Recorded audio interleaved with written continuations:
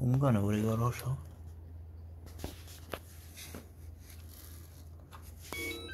Du kan nå koble til enheten din.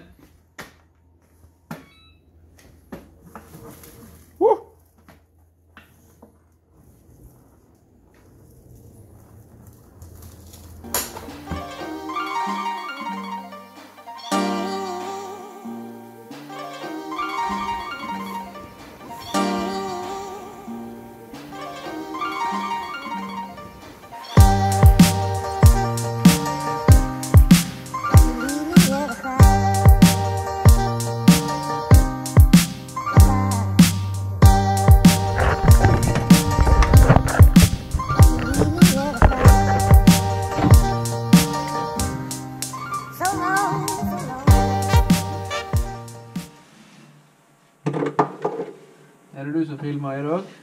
Ja. Tøft. Hæ? Jeg gleder meg så masse til denne bilen her bare kjemperaskt. Og så jeg skal sette på. Det blir gøy, ikke sant? Men først må vi gjette her for at det skal funke. Ja. Stram opp fort her, sånn. Forsiktig.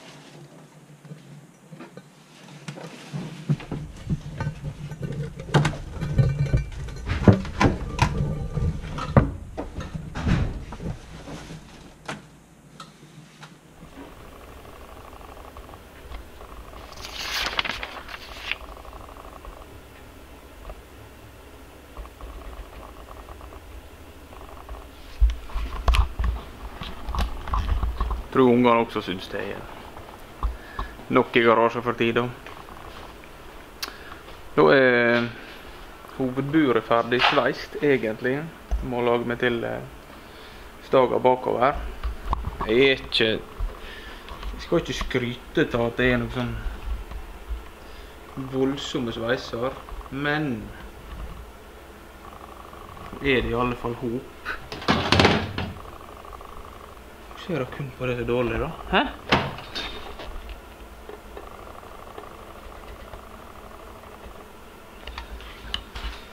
Nei, det ser ikke ut, sier kamera.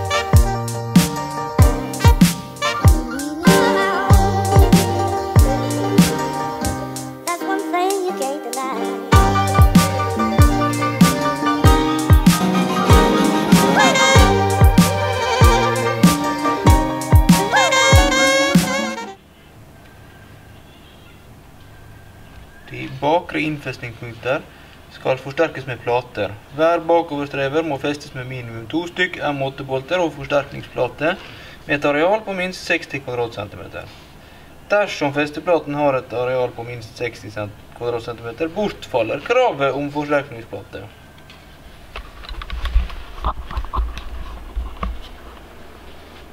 Ok. Jeg har heldigvis en annen enn jeg kan se på.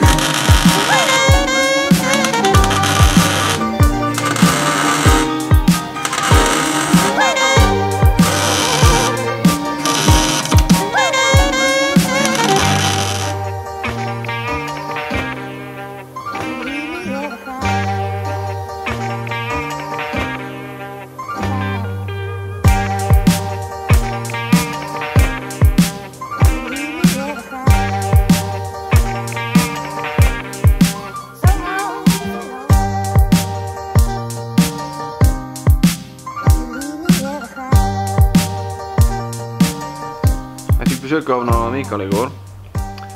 Og det ene førte til det andre, og så plutselig så hadde vi tilpasset og fått på plass bakoverstreiberne.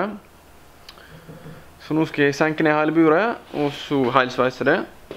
Så får jeg begynne å bygge kasse nå da på framme og bak, før det blir en dørstreibar til slutt.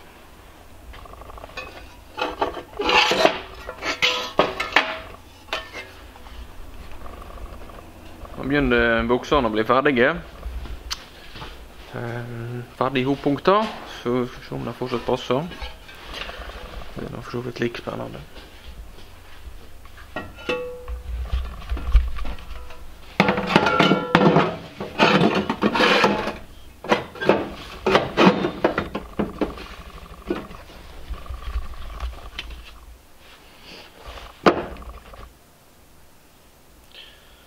Ser bra ut.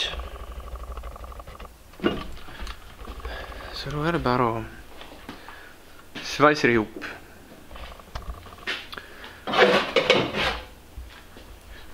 Jeg ser nå det nå at jeg hadde nok spart meg hele masse tid bare på, så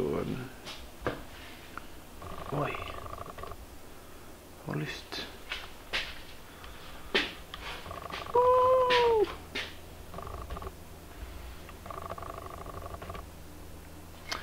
Jeg ser nå at jeg hadde spart meg hele masse tid på å lage, egentlig kjøpt nytt hele buret, I stedet for all denne slipinga og ombygginga som jeg helt på med. Men det er vel mer på prinsippet jeg gjør dette her, at jeg bare må gjøre det ferdig.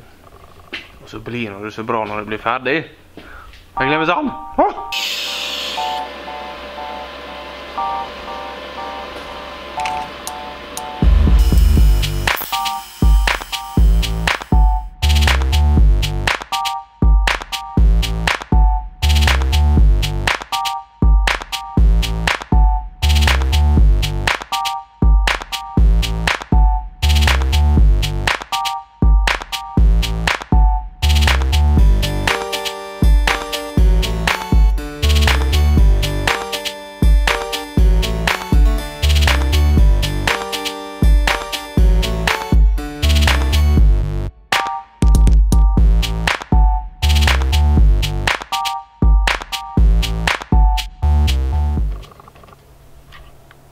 Nå begynner buksene snart å bli ferdig. Skal jeg ha ut boltene igjen her, I sveisen muttera på innsida. Så skal jeg ha ta igjen, så slipe rent. Siste sveisen før det er innsveising I bilen.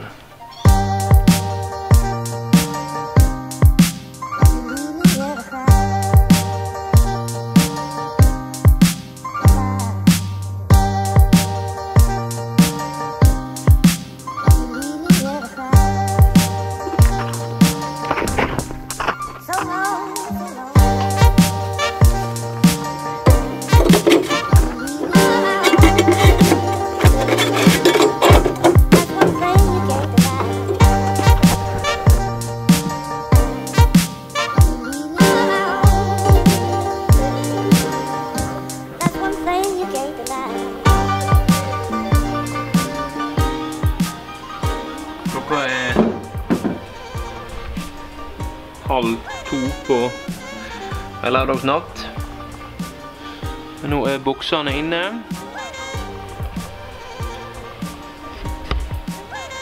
Og bakoverstreiberne er ferdig sveist.